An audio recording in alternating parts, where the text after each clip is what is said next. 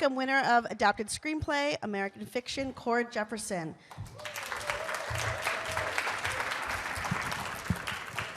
Thanks, number guys. 246 with number 215 on deck.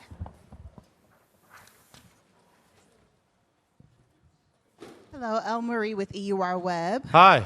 Hi, Cord. Congratulations. Thank you. I feel like you kind of foreshadowed your success with the character Adam Brody's Get Your Tux Ready, we're going to the big show.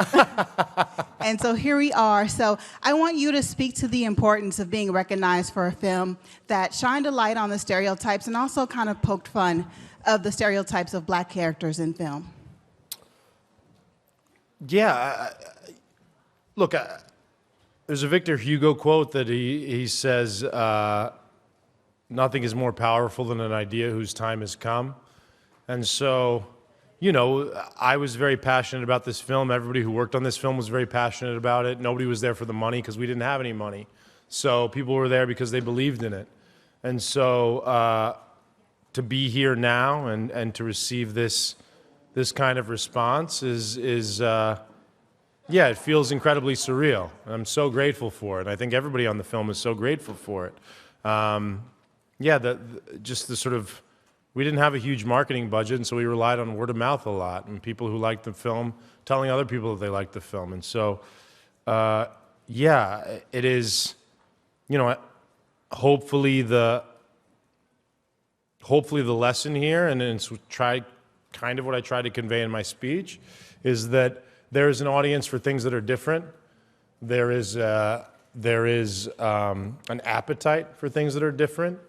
And, you know, a story with black characters that's going to appeal to a lot of people doesn't need to take place on a plantation, doesn't need to take place in the projects, doesn't need to have drug dealers in it, doesn't need to have gang members in it, that there's an audience for different depictions of people's lives, and there is a market for depictions of black life that are as broad and as deep as any other depictions of people's lives. Does that make sense? Yeah. Thank you. Final question, number 215. Hi, Mr. Jefferson. It's Maxwell from Axios. How's Hey. it going?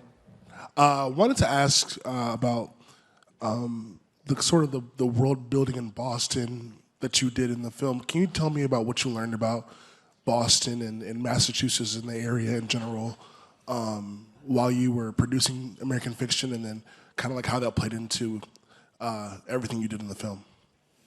Yeah, I mean,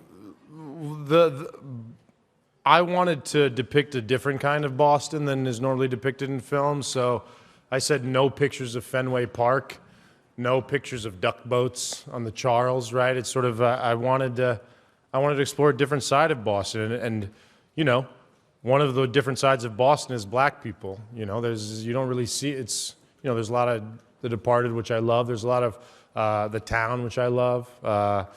Gone Baby Gone, which I love. Like, most of the depictions of Boston are sort of like, you know, it is sort of like working class Italians or Irish people. And I think that, you know, there's a whole other side of Boston that we don't really see. And I think it was important, you know, we weren't able to shoot in Martha's Vineyard because the film didn't have Martha's Vineyard money. But, you know, there's a little bit of sort of like a nod to Oak Bluffs in the film, and sort of a nod to the sort of to the black community that is sort of thriving in that part of the world. So, yeah, it's important to me to.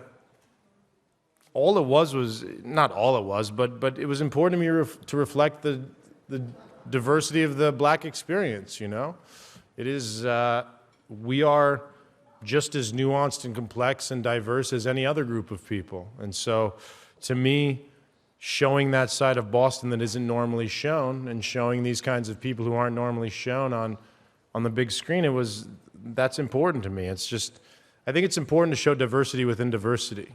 I think that sort of like people assume that diversity means one thing, and you have one black guy in a room, and that gives you the totality of the black experience.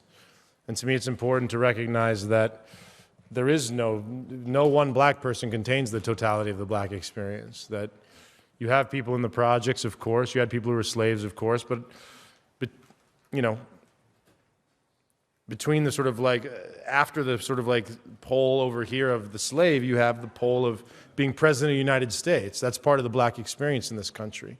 And you have millions of stories in between those two poles to tell.